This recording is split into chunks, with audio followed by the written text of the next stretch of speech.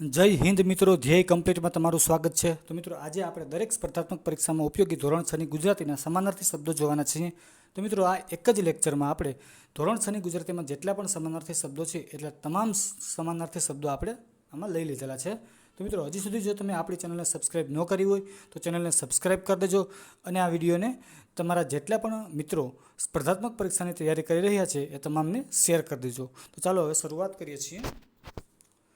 ખંભા એટલે ખભા, સરોવર એટલે કુદરતી રીતે બનેલું સરોવર અથવા તો તળાવ, વિશાળું એટલે વિશાળ અથવા ઘણું મોટું, રડિયાત એટલે સુંદર, તરણું એટલે તણખલું.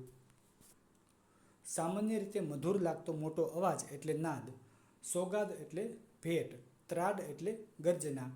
હંકારી એટલે હાંકે અથવા ચલાવે, સૂર એટલે સ્વર અથવા અવાજ, સિયાવિયા એટલે ગભરાયેલું અથવા તો બાવરું, ઘડી બે ઘડી એટલે જરા વાર અથવા તો થોડો વખત, ફોદો એટલે લોચો, કકડાટ એટલે કજિયો અથવા તો રડારોડ અથવા તો કલ્પાંત, ગમગીન એટલે ઉદાસ અથવા તો ખિન્ન, યાચના એટલે વિનંતી અથવા પ્રાર્થના, હાંફળું ફાફડું એટલે ગભરાયેલું અથવા તો બેબાકડું, ચિત્કાર એટલે ચીસ, બપૈયો એટલે ચાતક, આ એક જાતનું પક્ષી છે, મિજલસ એટલે સભા અથવા તો મિજલિસ, સ્ફૂર્તિ એટલે તાજગી, પસારવું એટલે ફેલાવવું અથવા તો લંબાવવું, પાવો એક જાતની વાંસળી છે, નીક એટલે પાણી જવાનો રસ્તો, છો એટલે કે ભલે, ભણી એટલે તરફ, ઇન્દ્રગોપ એટલે ગોકળ ગાય, બોગદું એટલે છૂપો રસ્તો, વહારે એટલે મદદે, અદમ્ય એટલે રોકી ન શકાય તેવું, પ્રભાત એટલે પ્રભાત અથવા સવાર, સંતતિ એટલે સંતાન અથવા તો બાળ બચ્ચા, રત્નાકર એટલે સમુદ્ર, પૂર્વજો એટલે કે પહેલા જન્મેલાઓ અથવા તો વડવાઓ, આશીષ એટલે આશીર્વાદ, સત્વરે એટલે ઝડપથી, મધ્યાહન એટલે બપોર, મોકળો એટલે નાળું, કડપ એટલે ધાક, રીડ એટલે બૂમ, ધ્રમેલ એટલે ગરમ થયેલું અથવા તો તીખેલું, વોકડી એટલે વાછરડી.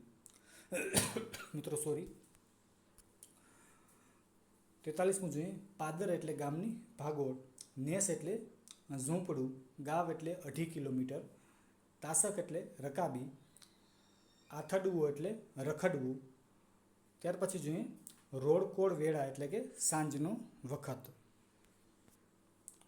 ડોક એટલે ગરદન, પાણો એટલે પથ્થર અથવા તો પહાણ.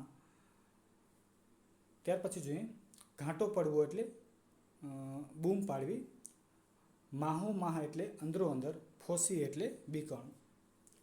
શેખી એટલે બડાઈ, દિન એટલે દિવસ, ચીર એટલે વસ્ત્ર, પ્રથા એટલે રીત,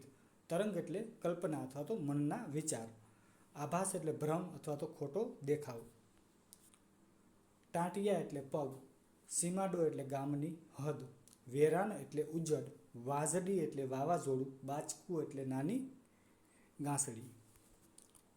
હાટડી એટલે નાની દુકાન, પાણીયારા એટલે બળવાન, ખમતીધર એટલે સદ્ધર અથવા તો પૈસાદાર, ખોરડું એટલે ખોલી અથવા તો ઓરડી અથવા તો માટીની ભીતનું નાનું ઘર, વેતરવું એટલે બગાડવું, ભૂમિ એટલે પૃથ્વી, જમીન અથવા તો પ્રદેશ, પંથ એટલે માર્ગ અથવા તો સંપ્રદાય, ઢોકળું એટલે નજીક, મરક એટલે મંદ મંદ હસવું, પાલવ એટલે સાડલાનો લટકતો છેડો, મૂઢ એટલે મૂર્ખ અથવા તો ઠોઠ, નિઃશબ્દ એટલે શાંત અથવા તો શબ્દ વિનાનું, નિશ્ચલ એટલે સ્થિર, જવ એટલે એક પ્રકારનું અનાજ છે, કટોરો એટલે વાટકો. 80મું જોઈએ. ધોબીને ધોવા આપેલા કાપડની ગાંસડી એટલે કે ખેપ. મિત્રો સોરી, પાછું જોઈએ આપણે 80મું. ધોબીને ધોવા આપેલા કપડાની ગાંસડી એટલે કે ખેપ, સળેખમ એટલે શરદી, ચપકો એટલે ડામ, કાંદો એટલે ડુંગળી, વાટ એટલે રસ્તો, ઉચાટ એટલે ચિંતા અથવા ફિકર, ડરામણું એટલે ભયાનક, જંગ એટલે યુદ્ધ, પાય એટલે પગ, સબોસબ એટલે ઉપરા છાપરી, ખાડે એટલે અટકાવે, ગડ મથલ એટલે મહેનત અથવા મથામણ, ભાથું એટલે ભાતું, પોર એટલે ગયા વર્ષે, પેખવું એટલે જોવું, કાયર એટલે ડરપોક, દન એટલે દિવસ, પરોઢ એટલે મળસ્કું અથવા તો વહેલી સવાર, નિરખવું એટલે જોવું, હેઠે એટલે નીચે, હાંક એટલે દેકારો અથવા બૂમ, હૈયું એટલે હૃદય અથવા દિલ, ચરણ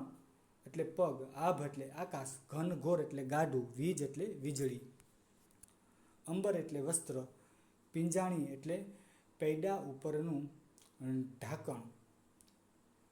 ધમડો એટલે બળદ કે વાછરડો, અમરાપર એટલે સ્વર્ગ, જીવન એટલે ઈશ્વર, બજાવવું એટલે વગાવવું, ત્રાંબાળું એટલે તાંબાના